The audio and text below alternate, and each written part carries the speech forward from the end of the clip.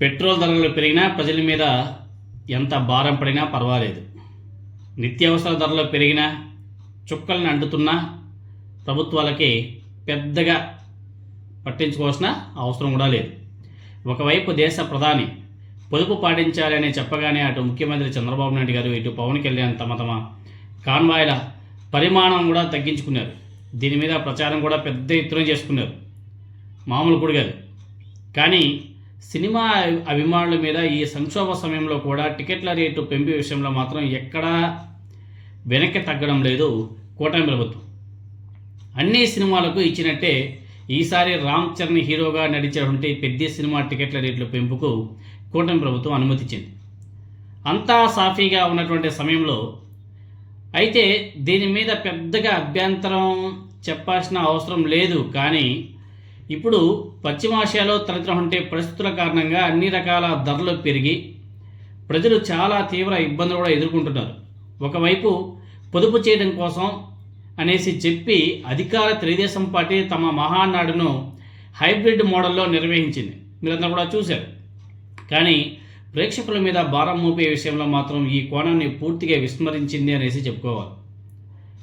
అందుకే ఇప్పుడు కూడా రామ్ చరణ్ హీరోగా నడిచేటువంటి సినిమా పెద్ది టికెట్ల రేట్లు పెంచుకోవడానికి మాత్రం అనుమతి ఎలా ఇచ్చిందో కూడా ప్రభుత్వం మనకైతే అర్థం కావడం లేదు. అంతేకాదు ప్రీమియర్ షో టికెట్ ధరను ఎంతకు పెంచిందో తెలుసా? 600 రూపాయలుగా నిర్ణయించింది కూటమి ప్రభుత్వం. దానికి సంబంధించి ఉత్తర్వులు కూడా జారీ చేసింది. ఇప్పుడు దీని మీద పెద్ద ఎత్తున విమర్శలు కూడా వస్తున్నాయి. పెద్ద సినిమా విడుదల అయినప్పటి నుంచి 10 రోజుల పాటు సింగిల్ స్క్రీన్స్తో పాటు మల్టీప్లెక్స్లలో టికెట్ల రేట్లను 100 రూపాయలు, 125 రూపాయల మేర పెంచుకోవడానికి అనుమతించింది కూటమి ప్రభుత్వం. అనేక సందర్భాల్లో అనేక మార్లు వాయిదా పడినటువంటి పెద్ద సినిమా జూన్ 4వ తేదీన ప్రపంచవ్యాప్తంగా ప్రేక్షకుల ముందుకు రాబోతుంది. సో జూన్ 3వ తేదీ రాత్రి నుంచి ప్రీమియర్ షోస్ వేయబోతున్నారు.